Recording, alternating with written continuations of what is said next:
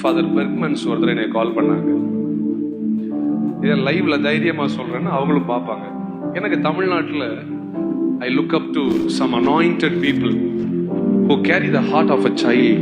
இந்த குழந்தை மாதிரி ஹார்ட் இருக்கிற சில ஊழியக்காரங்க இருக்காங்க. அதுல ஃபாதர் பெர்க்மன்ஸ் முக்கியமான ஆள். அவரு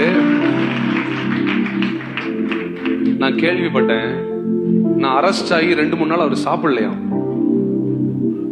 சொன்னார், என் பிள்ளைய கூட்டிட்டு போறாங்கடா, என் பிள்ளைய கூட்டிட்டு போறாங்கடா, என் பிள்ளைய எப்படியா காப்பாத்துக்கடா, அவன் தப்பு செஞ்சிருக்க மாட்டான்டான்னு அழுதாராம்.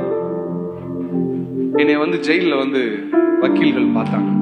சொன்னாங்க, ஃபாதர் சாப்பிட மாட்டேக்காருங்க, ஃபாதர் சாப்பிட மாட்டேக்காரு, என் பிள்ளைய காப்பாத்துங்கன்றார். ஏன் சொல்றேன்னா, அவர் எனக்கு போன் பண்ணாரு. சொன்னேன், டேய் என்னடா எபினேசரை தூக்கிட்ட ஒரு வார்த்தை சொன்னாரு. டேய் எனக்கே இந்த வார்த்தை வரலையடா, கரு போல காத்தீர் செதையாமல் எப்படா பாட்டுல சொல்றான்.